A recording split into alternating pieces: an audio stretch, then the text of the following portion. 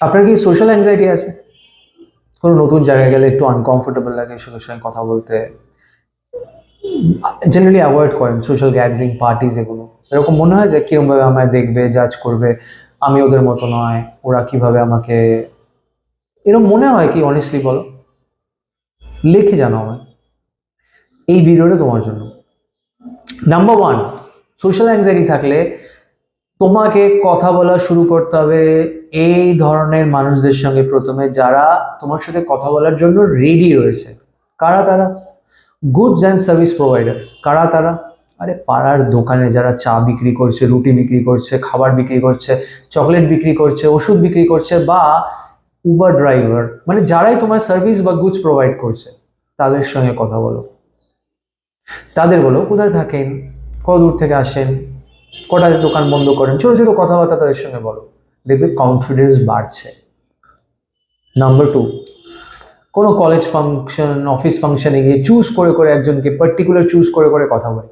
ওকে তো দেখে মনে হচ্ছে খুব ফ্রেন্ডলি, গিয়ে কথা বলি। ওকে তো দেখে মনে হচ্ছে খুব অ্যাট্রাকটিভ, পুরো মাধুরী দীক্ষিত। ওকে তো দেখে মনে হচ্ছে বাবা সুপারস্টার শাহরুখ খান। এরম ভাবে নয়। Don't pick and choose the most intimidating, the most attractive, the most gorgeous, the most dynamic people to talk to. সবার সাথে কথা বলুন, অল্প অল্প কথা বলুন, উইদাউট এনি ইন্টেনশন, মানে কিছু পাওয়া নেওয়ার ব্যাপার নেই, হালকা কথা সবার সাথে বলা শুরু করুন। কনফিডেন্স বাড়বে। Number three, be comfortable with rejection. এবং কারোর সাথে কথা বলা শুরু করলেন, হাই হ্যালো কথাবার্তা শুরু করলেন, সে অতটা পাত্তা দিচ্ছে না। পাত্তা না দেওয়া মানে কি? আই কন্ট্যাক্ট করছে না, কথার উত্তর ঠিক মতো দিচ্ছে না, কনভারসেশনটাকে এগিয়ে নিয়ে যাচ্ছে না, বা আপনাকে অ্যাভয়েড করে অন্যদিকে ঘুরে গেল। এর মানে হলো পাত্তা না দেওয়া। দেখুন, এটা হার্ট করে, অনেস্টলি এটা হার্ট করে, মিথ্যে বলবো না। কিন্তু আপনি তো শাহরুখ খান নয়, বা তুমি তো ক্যাটরিনা ক্যাফ নয়, তো কি করবে? So you have to be comfortable with rejection. কেন আমি এই কথাটা বললাম? কারণ ধরুন 2-3 বার আপনি কথা বললেন কারোর সঙ্গে, কি কি খবর, কেমন চলছে, কার সাথে, যে পাড়ার কোনো নেইবার, পাড়ার কোনো দোকান, কোথাও জার্নি করছেন, কো প্যাসেঞ্জার, টুকটাক কথা বললেন সাধারণ।